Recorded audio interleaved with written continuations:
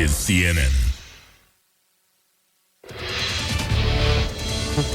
Truly historic night here in the United States. Barack Obama will become the 44th president of the United States. A very, very decisive and impressive win in the Electoral College. And we're going to update our viewers on this. And we're also expecting Barack Obama to appear and speak before an assembled crowd of several thousand at the very least assembled in Grant Park in Chicago. We're going to bring that to you live as well. Once he starts speaking, we'll go there. We're anxious to hear what he has to say. As you note, he's not only received the congratulatory call, the concession statement from Senator McCain, but we're told that, you pointed out, President Bush has already called him to congratulate him and to invite him to come to the White House with his family, get used to what's going to be in store for him, at least for the next 4 years. Let me walk over and update our viewers on how Barack Obama did this tonight. First of all, with a popular vote.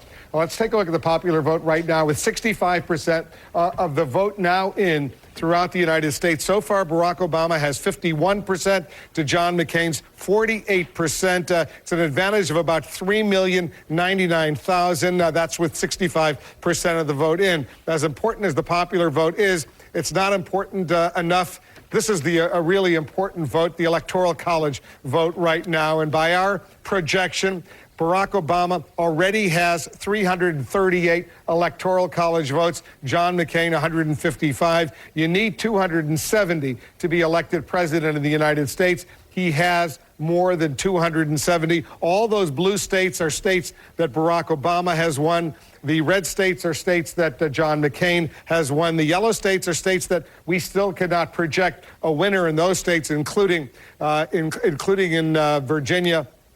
Including in North Carolina, in Indiana, Missouri, and Montana. Alaska, they haven't closed the polls yet in Alaska, but we're expecting that state will wind up for John McCain. Now, let's take a look and see how he put together this win tonight, and we'll go to some of the projections that we have, how he did it. I want to first of all, put up on the screen. Well, we'll do that in a moment. But Anderson, I guess one of the critical moments was Florida. He carried Florida, obviously on the West Coast, California, Oregon, and Washington State. That was more than enough to put it together. But the fourth largest state in the United States, Florida, was clearly a huge win because both of these candidates spent so much time trying to win Florida, and Barack Obama won Florida. There's also a number of important Senate races that we're continuing to look at, some House races, also the ballot initiative in California, the Prop 8 about marriage equality. We'll try to bring our viewers an update on that. A lot ahead in these next couple hours. Obama's going to be sworn in on January 20th, 2009. 2009 will mark the 100th anniversary of the National Association for the Advancement of Colored People. Obama got his start in politics in Springfield, Illinois. It was a race riot in Springfield, Illinois that led to the creation of the NAACP. Bill Bennett? I think I said everything I want to say. I'll pray for him, pray for the country. Congratulations. It's a great country. It's a great country, and I hope he's a great president. David? Yeah, Anderson, I went back to look at the last speech that Martin Luther King gave back in 1968. It was a day before he died, but he was assassinated. And he said, I just want to do God's will. And he's allowed me to go up to the mountain. And I've looked over, and I've seen the promised land. I may not get there with you, but I want you to know tonight that we as a people will get to the promised land.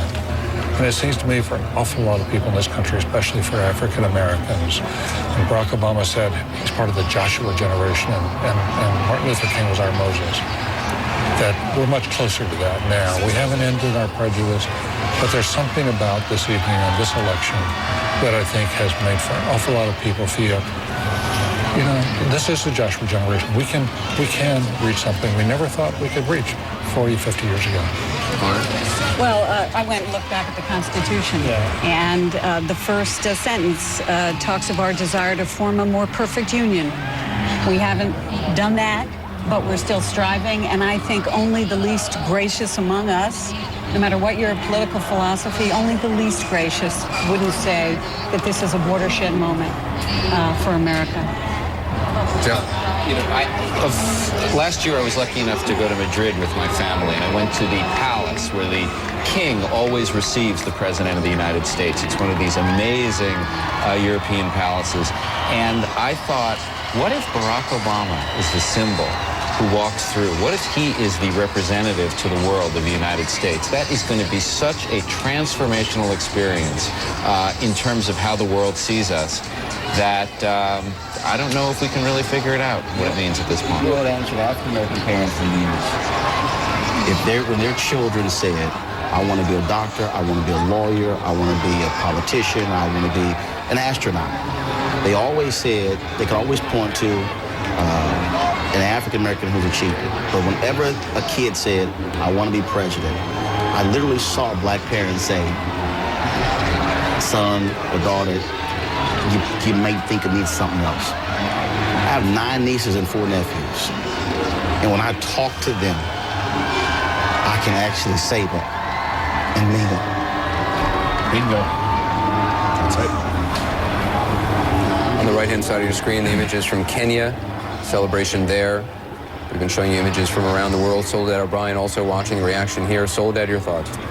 When we were doing our documentary, Black in America, it was amazing to have people think about the promise that a Barack Obama election could bring. People didn't even want to speak about it specifically in case it were not to happen. African Americans, of course. There are so many issues in Black America, some of which we looked at, and his election will not solve those issues overnight, but what a symbol it sends, as Jeff said, outside this nation and then inside this nation, the promise of how great America can be to all Americans, all of us. With the election, with the step forward of this one man, I think African Americans see this as such a historic and important moment. It's an incredible night. Roland Martin, as you look at these pictures, you're an Obama supporter. Do you wish you were there tonight? No, because I think about Vernon Jarrett. I think about Frederick Douglass. I think about Ida B. Wells Barnett. These were some of the most historic black journalists. Their job was to chronicle history as it evolved.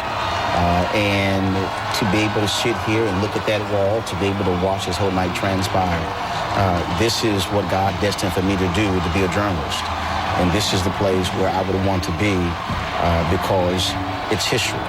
And to be able to chronicle it, to be able to talk about it, there is nothing that can replace it. And whenever I listen to my, again, peers and mentors, and they talked about when Joe Louis beat Max Mellon, when they talked about Jackie Robinson breaking the Major League color barrier, when they talked about the I Have a Dream speech, they were there. They talked about it from a historical standpoint. In 30 years, I'll be 40 years old next Friday. In 30 years, I can have that very same conversation. So there's no place I would rather be than on this set, on this night. Tara Wall, as you sit here watching this, want to give the whole back panel's reaction. Your thoughts? Well, it is a historic day, certainly. Much congratulations to Barack Obama. I think that certainly for African Americans, history has been made. Whether you agree with him ideologically or not, it is significant. And while many blacks are having a very proud moment right now in America, never thought they would see this. We have to remember as well, he is not just a black president, but the president for all Americans. And whether you're black, white, rich, poor, Republican, Democrat. So we do have to move forward as a country and support this president and see what he does as a president that's going to represent all Americans.